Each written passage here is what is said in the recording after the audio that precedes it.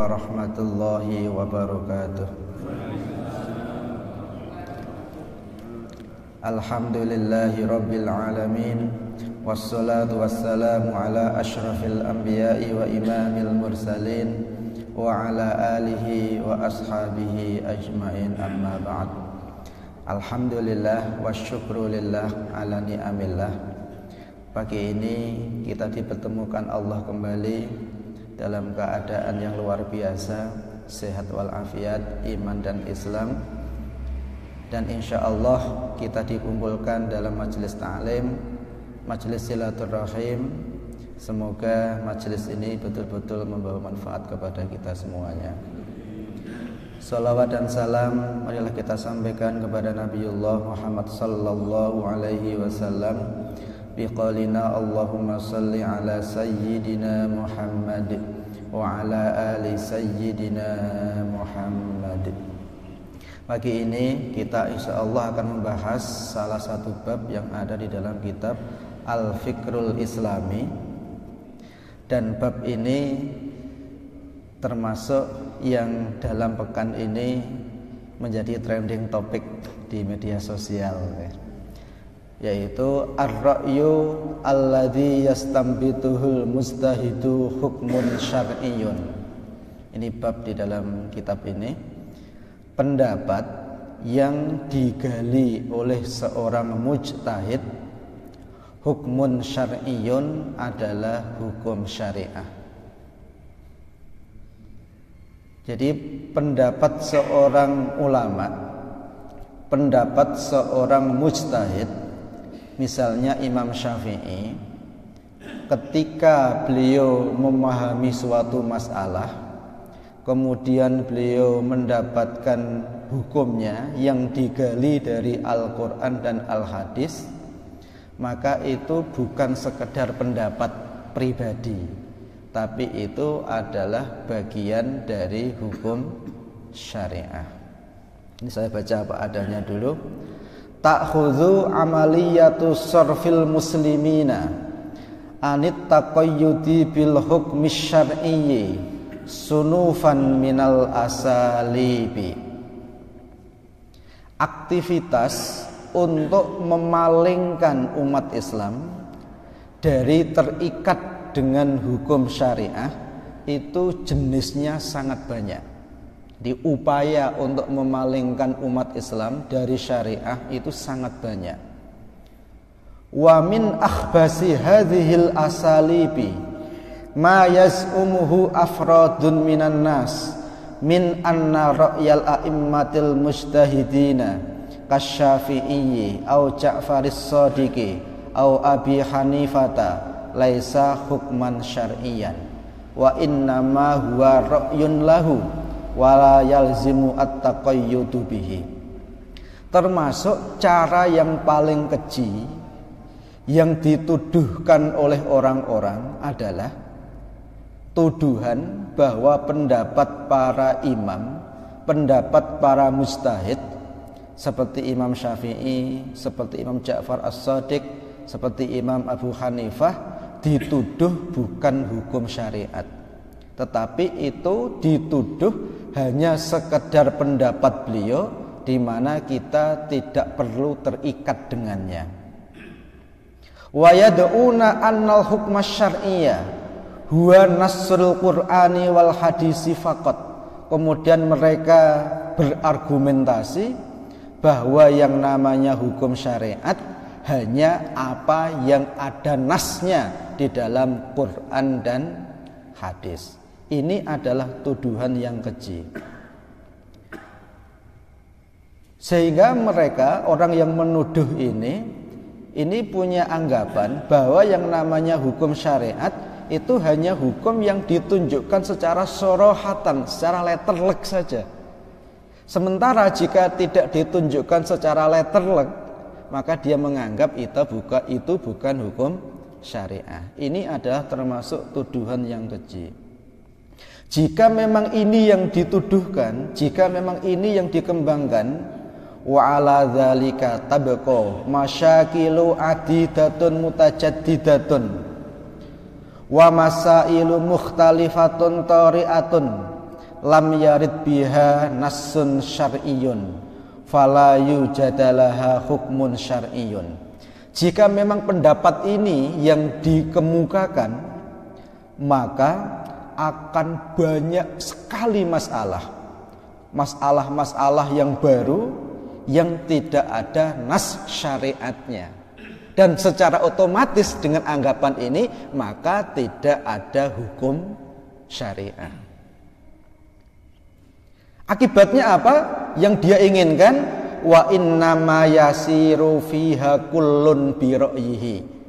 Karena anggapannya tidak ada hukum syariah, maka dia bebas berpendapat sesuai keinginannya. Ini yang diharapkan.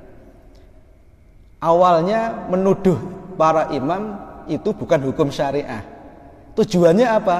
Tujuannya biar ada apa-apa mereka bisa berpendapat tanpa terikat dengan apa yang telah dijelaskan oleh para imam. Dikatakan di sini ini adalah ismun mubinun, dosa yang sangat jelas.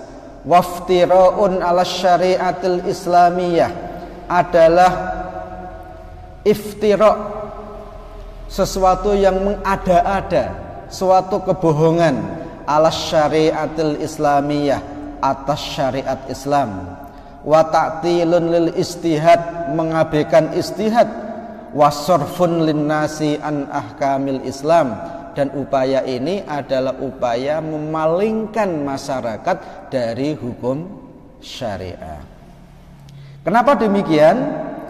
Li'annal kitaba was sunnata wa huma masdarus syariatil islamiyah qad ja'u khututan aridatan wa ma'ani ammatan. Kenapa? Karena sesungguhnya Al-Quran dan Al-Hadis itu adalah sumber dari syariat Islam. Ini bukan hukum, tapi sumber dari hukum Islam. Dan kadang-kadang Al-Quran itu datang, atau hadis itu datang dalam bentuk khututun aridotan, dalam bentuk garis-garis besar, wa ma'ani amatan, dan kadang-kadang datang dalam bentuk umum. Maka kalau orang itu menginginkan letterlek, ya nggak ada kadang-kadang di dalam Al-Quran, di dalam Al-Hadis. Contoh paling gampang, kalau seandainya saya tanya, bagaimana hukum memukul orang tua? Menurut panjenengan kira-kira apa hukumnya? Haram atau bukan haram? Haram nggih? Ya, memukul orang tua kita itu haram. Kalau saya tanya, dalilnya apa kalau haram? Coba tunjukkan di dalam Al-Quran bahwa mukul orang tua itu haram. Nyuwun ngapunten, kalau seandainya jenengan itu hafal Al-Quran dan jenengan itu hafal ribuan bahkan ratusan ribu hadis, jenengan cari itu nggak bakalan ketemu. Nggak ada Al-Quran atau Al-Hadis yang mengatakan mukul orang tua itu haram. Nggak ada. Terus yang ada apa? Yang ada misalnya bisa kita lihat pada surat Al-Isra ayat 23. Allah berfirman, wa qadha rabbuka alla ta'budu illa iyyahu wa bil walidaini ihsana. Wa qadha rabbuka alla ya'budu illa iyyah. Allah telah memutuskan bahwa kita tidak boleh beribadah kecuali hanya kepadanya. Wa bil walidaini ihsana, dan kita harus baik kepada kedua orang tua. Imma yablughanna indakal kibara ahaduhuma aw kilahuma fala taqul lahuma uff. Ketika beliau salah satu atau berdua telah sepuh, fala taqul lahuma uff, maka jangan kau katakan ah. Mengatakan kepadanya itu larangan dari Al-Quran. Lah dari ayat ini kemudian para ulama memahami. Lah wong bilang saja itu ndak boleh. Itu menyakiti hati mereka. Apalagi sampai mukul mereka. Lebih ndak boleh lagi. Nah, inilah yang dalam kitab usul fikih dinamakan dengan istilah mafhum. Maka di dalam Al-Quran itu memang ada yang mantuk. Jadi mantuk itu adalah apa yang secara letterlek dikatakan oleh ayat, oleh nas, baik Quran atau hadis. Yang kedua ada yang namanya mafhum.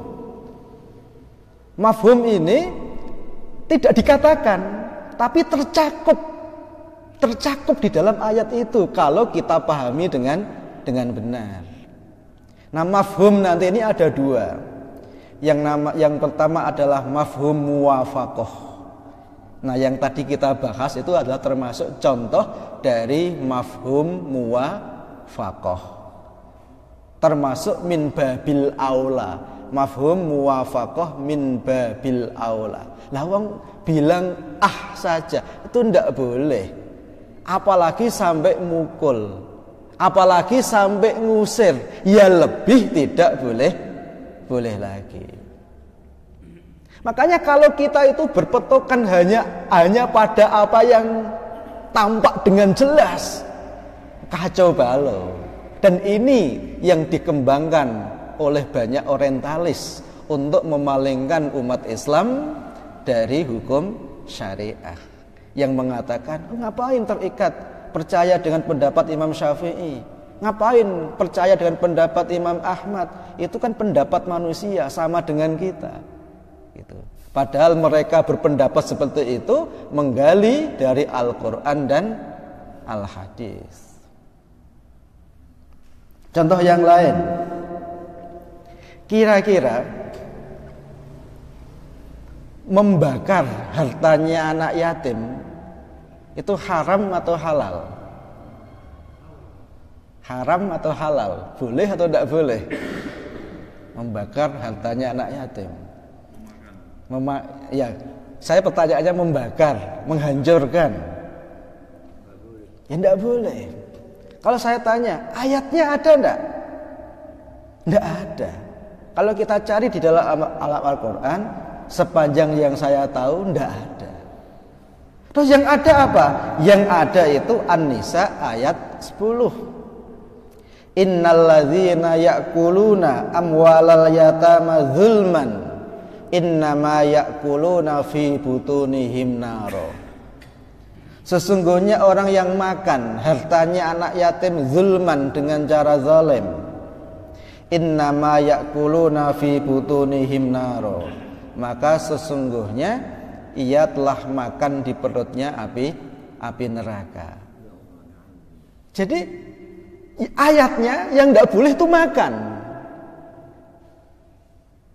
Nah, kalau nggak makan ya sama saja ketika itu menzalimi anak yatim. Entah itu makan, entah itu membakar, entah itu membuang, entah itu menyia-nyiakan, semua itu masuk dalam cakupan ayat ini. Tapi memang nggak ada ayatnya. Inilah yang oleh para ulama dinamakan dengan mafhum muwafaqah. Selain mafhum muwafaqah, jadi mafhum yang sama, nanti ada yang dinamakan dengan mafhum mukhalafah, pemahaman kebalikannya. Contoh, seandainya ada berita yang diberitakan oleh orang yang adil, oleh orang yang jelas kebaikannya, misalnya Ustaz Hasan Toha cerita kepada kita, kira-kira kita percaya enggak? Ya, kita percaya. Kita perlu tabayun enggak? Ini enggak perlu. Kan orang baik. Ada ayatnya enggak? Enggak ada. Ayatnya enggak ada. Yang ada itu adalah Al-Hujurat ayat 6. In ja'akum fasiqun binaba'in fatabayyanu. In ja'akum, maka jika telah datang kepada kalian fasikun, orang fasik, binaba'in, dengan suatu berita, fatabayyanu, maka tabayunlah, maka klarifikasilah. Ini ayatnya ini. Jadi kalau ada orang fasik membawa berita, kita perlu tabayun. Maka mafhum mukhalafahnya, jika yang membawa berita itu bukan orang fasik, maka kita tidak perlu tabayun. Ini namanya mafhum mukhalafah. Meskipun memang mafhum mukhalafah itu harus hati-hati, karena tidak semua perintah, tidak semua berita itu mengandung mafhum mukhalafah. Ini harus hati-hati. Maka akan kelihatan mana orang yang berilmu dan tidak ketika melakukan yang namanya mafhum mukhalafah. Ini ada ilmunya, dan ilmunya itu dibahas dalam kitab, salah satunya kitab usul fikih. Mungkin kalau kita kaji butuh 10 sampai 100 pertemuan ya, tentang hanya itu saja, tentang makna mafhum sama makna mantuk tadi itu. Salah satu mafhum itu, salah satunya ini lagi, sekedar contoh saja. Mafhum mukhalafah itu hanya bisa diterapkan pada wasfun mufhimun, pada sifat. Jadi kalau sifat itu ada mafhum mukhalafahnya. Tapi kalau isim, kata benda, ismul jamid, kata benda, itu tidak ada mafhum mukhalafahnya. Dalam ilmu usul fikih dikatakan begitu. Contoh misalnya begini. Anak kecil nggak boleh masuk masjid. Anak kecil nggak boleh masuk masjid. Maka anak kecil itu sifat kan? Maka mafhum mukhalafahnya apa? Berarti anak yang tidak kecil, berarti orang dewasa itu berarti boleh masuk masjid. Mafhum mukhalafah namanya. Karena dia sifat wasfun mufhimun. Tapi kalau misalnya anam nggak boleh masuk masjid, misalnya contohnya, okay? Apakah ini berarti bahwa Prof. Suteki nggak boleh masuk masjid? Apakah berarti bahwa Prof. Suteki boleh masuk masjid? Tidak bisa dipahami demikian, karena anam itu tidak memiliki mafhum mukhalafah. Nah, itulah salah satu contoh bagaimana para ulama itu melakukan ijtihad. Sehingga orang yang nggak paham ilmu bahasa Arab, yang nggak paham ilmu nahwu, nggak paham ilmu balaghah, nggak paham itu memang nggak akan bisa melakukan ijtihad itu. Paham ya? Jadi apa yang difahami oleh para ulama dari kitab-kitab sesuai dengan kaidah-kaidah ijtihad itu bukan pendapat, sekedar pendapat yang nggak ada nilainya, bukan. Itu adalah hukum syariah. Tidak seperti apa yang dikatakan orang. Kalau memang itu hukum syariah, mana dalilnya yang secara letterlek? Nyuwun ngapunten. Jika ada orang yang bilang begitu, nyuwun ngapunten nggih. Itu orang yang nggak paham Islam sebetulnya. Orang yang nggak paham Islam nggak akan pernah tanya mana dalilnya yang sharih, yang letterlek. Nggak ada yang bertanya begitu. Karena dalil itu tidak harus bentuknya sharih, tidak harus bentuknya itu letterlek. Makanya kemudian para ulama memahami yang dinamakan dengan hukum syariah itu adalah khitabus syari' al-muta'alliqu bi af'alil ibad. Jadi hukum syariah itu adalah hukumnya Allah yang dipahami oleh hambanya, yang diambil dari sumbernya yaitu Quran, hadis, ijma' sahabat dan dengan qiyas yang syar'i. Maka itu adalah hukum syariah. Loh, kalau seandainya orang itu berbeda pendapat gimana? Berarti hukum itu berbeda. Memang iya. Hukum itu bisa jadi tidak boleh berbeda. Itu pada wilayah-wilayah yang qat'i. Wajibnya sholat subuh, wajibnya sholat duhur itu qat'i. Enggak ada lagi ijtihad.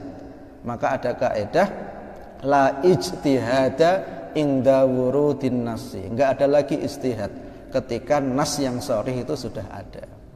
Tetapi dalam wilayah-wilayah yang memang di situ nasnya itu tidak sharih, di situ ada istihad, maka di situ mungkin terjadi perbedaan. Kalau terjadi perbedaan gimana? Ya tidak apa-apa. Terus hukum syariah yang mana? Maka hukum syariah adalah apa yang dipahami oleh hambanya Allah, oleh kita semuanya, sesuai dengan kaidah-kaidah yang dibenarkan oleh syariah Islam. Paham nggih? Contoh, orang yang memahami bahwa memanjangkan jenggot itu wajib misalnya dari dalil-dalil yang ada, maka dia hukumnya wajib untuk manjangin jenggot. Sementara orang yang memahami bahwa memanjangkan jenggot itu sunnah, maka sunnah bagi dia untuk memanjangkan jenggot. Jadi hukum syariah itu adalah apa yang dipahami oleh manusia dari Quran dan hadis dengan ijtihad yang benar. Jadi perbedaan itu tidak ada masalah. Dan itu dibenarkan oleh Allah, dibenarkan oleh Rasulullah sallallahu alaihi wasallam. Bahkan di zaman Nabi itu terjadi perbedaan. Bahkan kadang-kadang para sahabat itu berbeda dengan Nabi. Para sahabat kadang-kadang berbeda dengan para sahabat. Tidak ada masalah dalam wilayah-wilayah yang memang di situ bisa dipahami berbeda. Contoh paling sederhana. Jadi ketika dulu itu terjadi perang besar yang dinamakan dengan perang Ahzab. Jadi umat Islam diserang oleh pasukan multinasional, gabungan dari berbagai negara. Dinamakan dengan perang Ahzab atau juga dinamakan dengan perang Khandaq. Karena strategi yang dipakai Rasul itu menggali parit yang mengelilingi kota Madinah. Ini perang yang paling menegangkan meskipun tidak terjadi kontak senjata. Itu hanya membuat parit dan parit dijaga selama berminggu-minggu. Itu dibuat parit sehingga kuda pasukan itu nggak bisa lewat. Dan itu harus dibuat selesai sebelum pasukan datang. Saya nggak bisa bayangin gimana caranya pada zaman itu membuat parit yang mengelilingi kota dengan lebar dan luas dan panjang yang seperti itu. Nah, ketika terjadi pengepungan itu, kemudian di dalam kota orang Yahudi itu melakukan pengkhianatan yang namanya Yahudi Bani Quraidzah. Pengkhianatan sehingga dikatakan di dalam Al-Qur'an suasananya itu menegangkan. Sampai dikatakan dalam Al-Qur'an seperti mata itu terbelalak ke atas. Karena di depan musuh pasukan gabungan, di belakang Bani Quraidzah sedang melakukan pengkhianatan.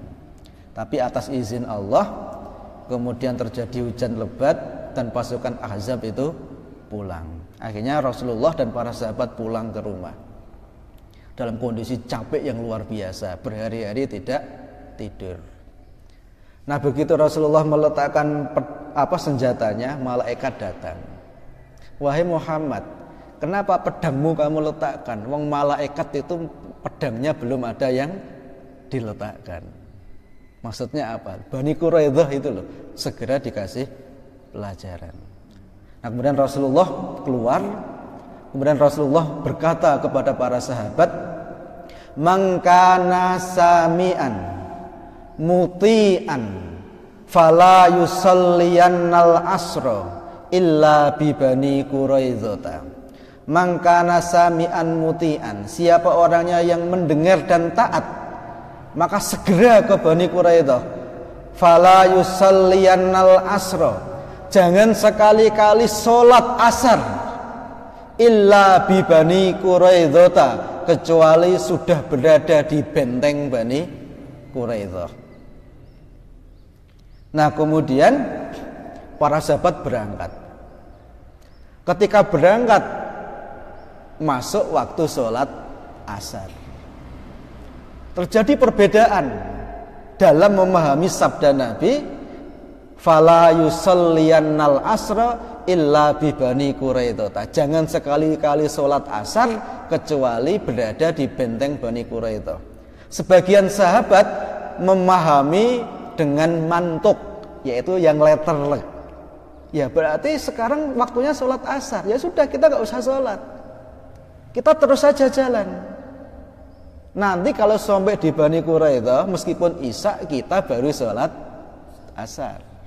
Karena Rasul mengatakan jangan sholat asar kecuali ada sampai di Bani Quraidah. Sehingga para sahabat ketika waktu sholat asar itu ada yang sebagian nggak sholat, terus berjalan, baru sholat asar diqadha di dekat benteng Bani Quraidah. Kemudian sebagian sahabat yang lain memahami dengan mafhum, dengan pemahaman, dengan mafhum muwafaqah. Loh, sholat itu wajib.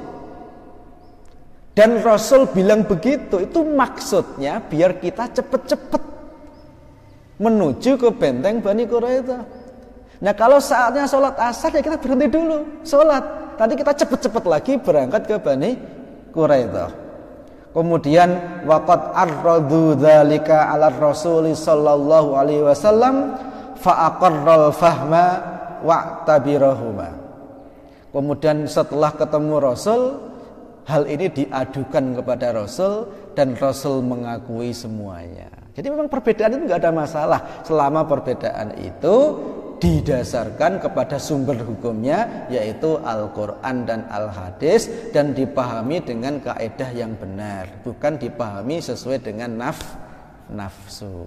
Jadi sederhananya, hukum syariah itu adalah apa yang bersumber dari Quran dan Hadis, dan atau yang ditunjuk oleh keduanya, dan apa yang dipahami oleh para ulama yang dinyatakan dalam kitab-kitab beliau itu bukan sekedar pendapat yang nggak ada artinya, maka itu semua adalah hukum syariah. Maka ketika ada yang menuduh itu bukan hukum syariah, maka ini adalah termasuk bagian tuduhan yang sangat keji, dan tuduhan ini memang sedang secara sistematik ditunjukkan, dihadapkan kepada umat Islam. Makanya kemarin kita bisa mendengar yang ramai di media sosial.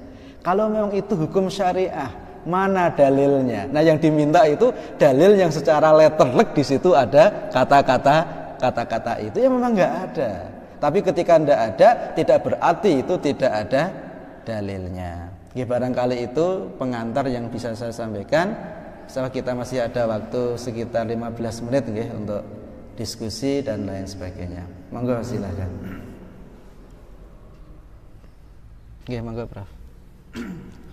Ustaz, kalau Assalamualaikum warahmatullahi wabarakatuh. Waalaikumsalam warahmatullahi wabarakatuh. Kalau perbedaan pendapat itu banyak, bisa 2 atau lebih, lalu letak kepastiannya di mana Ustaz? Ini yang seringkali juga ditanyakan dan menjadi khilafiyah. Nggih. Jika memang pemahaman itu banyak, terus kepastiannya di mana? Yang pertama gini, dalam Islam itu ada wilayah yang qat'i, ada wilayah yang dhonni.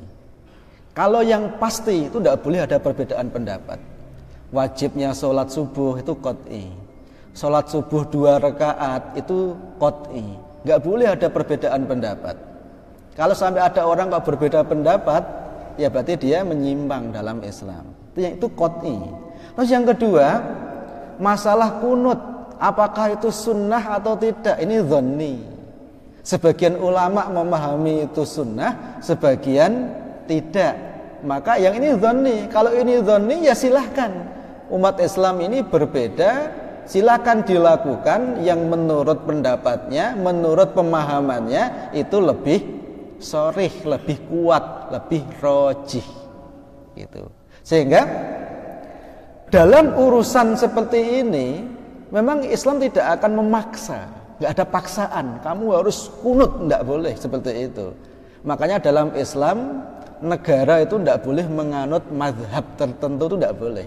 Sehingga masyarakat, umat itu dipersilahkan untuk menganut, memahami, mengamalkan sesuatu sesuai dengan pemahamannya. Itu kalau urusan pribadi, negara nggak boleh campur tangan. Hukumnya haram kalau sampai negara itu campur tangan dalam urusan-urusan yang sifatnya dzanni, dalam urusan yang sifatnya pribadi. Lah, kalau perbedaan-perbedaan itu dalam urusan publik, nah terus gimana? Padahal yang namanya urusan publik, meskipun itu tidak qat'i, itu kan butuh kepastian. Kan kacau kalau seandainya misalnya dalam urusan publik itu terjadi perbedaan pendapat, yang diamalkan berbeda, terus gimana? Inilah yang kemudian para ulama membuat kaidah yang diambil dari Al-Quran dan Al-Hadis. Amrul imam yarfa'ul khilaf. Atau kaidah yang lain, amrul imam nafidhun zahiran wa batinan. Jadi keputusan seorang imam, keputusan seorang khalifah, yarfa'ul khilaf, itu mengangkat perbedaan. Sehingga dalam urusan publik, meskipun kita itu berpemahaman berbeda, diizinkan punya pemahaman berbeda, tapi hukum yang diterapkan dalam wilayah publik itu tetap satu, yaitu yang diputuskan oleh imam. Maka imam itu harus mengambil salah satu pendapat, salah satu hukum dari sekian banyak hukum yang beredar di masyarakat, yang dipahami oleh para ulama, itu dalam urusan publik. Makanya meskipun misalnya pada era Imam Syafi'i punya pendapat sendiri, Imam Malik punya pendapat sendiri, dalam urusan publik umat itu nggak bingung. Kan ada kaidah yang diikuti adalah imam dalam urusan ini. Sementara dalam urusan pribadi, bukan urusan publik, maka umat itu mengamalkan apa yang dipahaminya lebih kuat. Jadi Islam itu jelas sekali. Jadi kaidahnya jelas sekali. Tapi memang kaidah ini yang kadang-kadang tidak dipahami, mohon maaf, bahkan kadang-kadang oleh umat Islam, sehingga terjadi bingung. Maka bingung itu sebetulnya memang berawal dari tidak adanya ilmu. Orang kalau punya ilmu, apapun yang terjadi itu nggak bingung. Orang udah tahu kok. Tapi kalau nggak punya ilmu, ada perbedaan sedikit aja, bingung saya.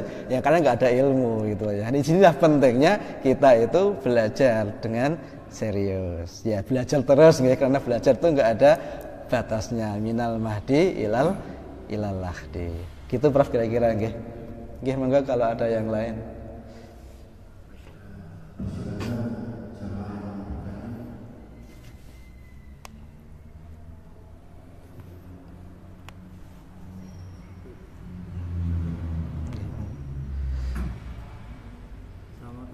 Nggih, monggo. Jadi yang silakan berarti bisa masalah yang orang berusaha. Oh, lah, Pak. Jadi saya pernah mendengar arti kenyataannya sebelum saya pasti bahwa di dalam ada orang-orang terus ada yang dipahami bahwa orang lain sebelum orang sendiri mereka tidak mengikuti. Nyun ngapunten kalau seandainya nggak usah pakai itu aja, nggih, biar nggak jelas misalnya. Jadi ada paham Ustaz. Nggih. Jadi apa? Meskipun orang tua sendiri kalau di dalam kehidupannya dia itu dianggap belum Islam. Oh, nggih. Jadi kalau yang saya tanya itu terus ketika dia menghukumi bahwa yang bukan dari kelompoknya dia itu belum Islam. Nggih. Itu terus di dalam hukum Islam itu kriterianya gimana? Nggih. Nggih, ini bagian dari dinamika di masyarakat, nggih. Sampai ada orang punya pemahaman jika tidak seperti dia berarti dia tidak Islam. Ini menurut saya pemahaman yang luar biasa ngaco, nggih. Luar biasa ngaco ya. Dan tidak pernah diajarkan, dicontohkan oleh salafus saleh kita. Gitu. Dan tetapi memang ini betul-betul terjadi. Karena memang doktrin yang dikembangkan itu seperti itu. Harusnya gimana? Harusnya sebagaimana yang tadi sudah kita bahas. Jadi Islam itu memang kalau kita teliti nanti itu ada wilayah yang qat'i, ada wilayah yang dzanni. Kalau yang qat'i mah nggak boleh berbeda. Al-Quran kalamullah, Muhammad Rasulullah itu qat'i. Kalau sampai ada orang punya pemahaman Quran itu bukan kalamullah, Quran itu bukan kitab suci, Nabi Muhammad itu bukan Rasulullah, maka memang dia bukan orang Islam. Itu qat'i. Tapi wilayah-wilayah yang dzanni, yang memang di situ dimungkinkan terjadi perbedaan pendapat, ya silahkan berbeda pendapat. Jadi para ulama pun juga kadang-kadang berbeda pendapat. Bahkan kalau jenengan baca di dalam kitabnya Mbah Hasyim Asy'ari, di dalam kitab yang judulnya Irsyadus Sari, di situ dikatakan bahwa Imam Syafi'i itu punya guru namanya Imam Malik radhiyallahu an. Beliau itu Imam Syafi'i ini sangat hormat dengan Imam Malik. Imam Malik sangat senang punya murid Imam Syafi'i, saling menghormati, saling menghargai. Tapi memang dalam urusan ijtihad, beliau itu berbeda pendapat. Dikatakan dalam kitabnya Mbah Hasyim itu antara Imam Syafi'i dan Imam Malik itu terjadi perbedaan kira-kira sekitar 7.000 masalah. Tidak ada masalah. Gitu. Coba nyuwun ngapunten. Misalnya nih, jenengan yang NU sama jenengan yang Muhammadiyah, yang jenengan pahami berbeda itu berapa masalah? Beberapa tok gitu loh kan. Kalau saya tulis, saya yakin nggak sampai 1 halaman selesai sudah gitu loh ya. Tapi rasanya itu kayaknya itu sudah. Nah itu loh. Kenapa? Karena nggak ada ilmu masalahnya. Memang yang paling repot itu nggak ada ilmu. Dan itu masalah yang paling serius yang dialami umat ini. Sehingga mereka nggak ngerti mana yang boleh beda, mana yang kita harus sama, nggak ngerti. Ketika terjadi perbedaan, nggak ngerti juga bagaimana caranya nyikapi perbedaan, nggak ngerti gitu. Inilah yang terjadi. Sehingga apa? Ketika ada perbedaan langsung dianggap musuh, dianggap nggak Islam. Padahal menganggap orang tidak Islam itu tuduhan yang paling serius yang ada di dalam Islam, paling serius. Kalau sampai ada orang menuduh orang lain enggak Islam, maka itu tuduhan itu balik kepada kita sendiri. Paling serius. Tetapi memang lagi-lagi ini masalah ilmu. Sehingga memang yang sekarang ini gimana caranya menyatukan umat Islam? Yang paling bisa kita lakukan itu menghadirkan ilmu. Orang kalau sudah punya ilmu, mau berbeda kayak gimana enggak ada masalah. Tapi kalau tidak ada ilmu, berbeda 1-2 masalah saja itu bisa kelahi gitu loh, bisa kelahi betulan gitu. Makanya Imam Syafi'i itu kalau diajak debat dengan orang yang nggak punya ilmu, beliau itu ngalah. Udahlah nggak usah, saya nggak bisa debat, bilangnya begitu. Nggak mau beliau itu berdebat dengan orang yang nggak punya ilmu. Tapi kalau berdebat dengan orang yang punya ilmu, beliau seneng. Karena beliau pengen tahu, jenengan kok punya pendapat seperti itu, argumentasinya seperti apa gitu loh ya. Tapi setelah perdebatan itu ya rangkulan lagi, karena beliau tahu bahwa segala sesuatu itu pasti ada dalilnya. Nggak mungkin ulama sekali Imam Ahmad, Imam Malik itu ngawur, itu nggak ada ceritanya. Gitu loh ya. Nggak ada ceritanya. Pasti ada argumentasinya, ada dalilnya. Cuma kadang-kadang memahami dalilnya saja yang berbeda, yang memang itu diizinkan berbeda. Jadi memang yang masalah itu ketika kita itu tidak ada ilmu itu. Makanya memang saat ini yang menurut saya sangat mendesak itu adalah menghadirkan ilmu ke tengah-tengah masyarakat. Sehingga mereka itu tahu mana sesuatu yang kita boleh beda, mana sesuatu yang tidak boleh beda. Kalau kita berbeda itu kita harus bagaimana? Yang pertama tentu kita tasamuh, berbeda itu ya kita toleran. Apakah itu cukup? Itu belum cukup. Toleran itu satu hal. Terus yang kedua, kalau kita berbeda pendapat, kita nggak boleh berhenti. Kita harus mengkaji. Oh iya, saya menghargai beliau berbeda pendapat. Cuma dia akhirnya mencari dari perbedaan itu mana sih dalilnya yang lebih rajih, mana sih yang lebih kuat, beliau cari. Sehingga akhirnya apa? Akhirnya beliau itu setiap saat, setiap detik itu pemahamannya, amalnya itu meningkat. Karena beliau nggak pernah berhenti hanya pada berbeda saja. Tapi ketika ada berbeda, beliau tasamuh, beliau toleran, kemudian beliau mencari mana yang sebetulnya dalilnya itu lebih kuat. Terus kayak begitu. Sehingga akhirnya pemahamannya itu meningkat. Kalau ternyata memang ada sesuatu yang beliau perlu diubah pendapatnya, maka beliau itu nggak segan-segan mengubah pendapatnya. Kenapa? Karena yang beliau cari itu kebenaran, bukan ketenaran. Kalau yang dicari ketenaran, mengubah pendapat itu kayak kiamat. Tapi kalau yang dicari kebenaran, yang dasarnya itu adalah dalil, maka ketika ada dalil yang lebih kuat, gak segan-segan untuk meninggalkan itu. Makanya Imam Syafi'i itu lama tinggal di Madinah. Ketika beliau di Madinah sudah hafal Al-Quran, hafal ribuan hadis, puluhan ratusan ribu hadis. Nah dari situ kemudian beliau itu memahami hukum. Suatu saat atas izin Allah beliau pindah ke Mesir. Di Mesir beliau ketemu dengan orang-orang yang tidak beliau temui di Madinah. Dan ternyata ada banyak hadis yang diriwayatkan oleh orang-orang di Mesir, tetapi enggak diriwayatkan oleh orang-orang di Madinah. Akhirnya beliau memahami, loh kalau memang dalilnya seperti ini, oh berarti dulu yang saya pahami itu kurang pas, harusnya begini. Hanya beliau ubah pendapatnya. Dan itu bukan 1-2 masalah, itu ribuan masalah. Maka kemudian ijtihad yang beliau lakukan di Mesir itu dinamakan dengan istilah qaul jadid, yang sebelumnya namanya qaul qadim. Mungkin orang mengatakan ini enggak konsisten. Menurut saya ini justru orang yang paling konsisten. Karena beliau konsisten bukan sekedar pada pendapatnya, tapi konsisten pada kebenaran. Nggih, barangkali itu nggih. Ini sudah syuruk. Barakallahu li wa lakum wa nafa'ani wa iyyakum bima fihi minal ayati wadzikril hakim innahu huwas samiul alim. Assalamu alaikum warahmatullahi wabarakatuh.